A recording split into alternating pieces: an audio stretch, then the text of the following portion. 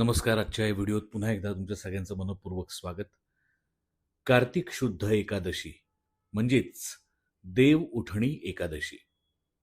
या दिवशी भगवान विष्णू 4 महिन्यांच्या योग निद्रेनंतर जागृत होतात आणि मग श्रीकृष्णासोबत तुळशी मातेचा विवाह संपन्न होतो.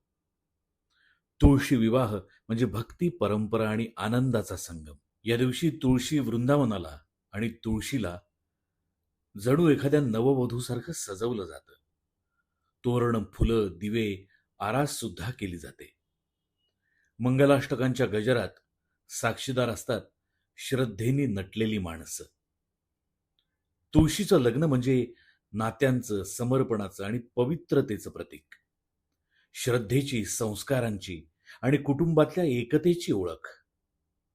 तुळशी विवाह केल्यामुळे घरातल्या कर्त्याला कन्यादानाचं पुण्य मिळतं असं म्हणतात. हा फक्त एक विधी नाही, तर तो आहे आपल्या श्रद्धेचा सुंदर असा उत्सव. पुराणानुसार वृंदा नावाच्या एका पतिव्रतेचं रूप म्हणजे तुळशी. भगवान विष्णूंनी तिच्या निष्ठेवर प्रसन्न होऊन शालिग्राम रूपात तिच्याशी विवाह केला आणि तेव्हापासून हा विधी सुरू झाला.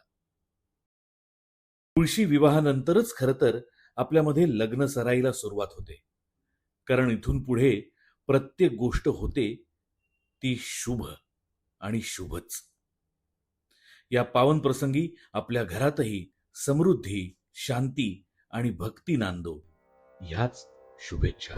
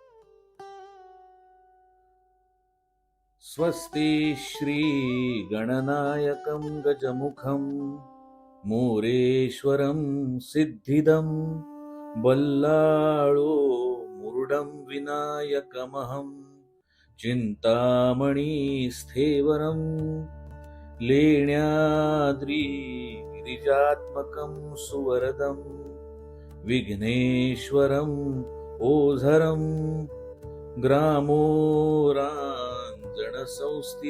गणपति कुर्या सदा मङ्गलम्. शुभमंगल सावधान, शुभमंगल सावधान, शुभमंगल सावधान. कसा वाटला हा तुळशीच्या लग्नाचा सोहळा? मला जेवढी माहिती आहे त्या माहितीच्या आधारानुसार मी हा सोहळा पार पाडलाय. संपूर्ण सोहळ्यामध्ये, पूजेमध्ये माझ्याकडून काही चुकलं असेल तर मी आधीच सगळ्यांची माफी मागते. धन्यवाद.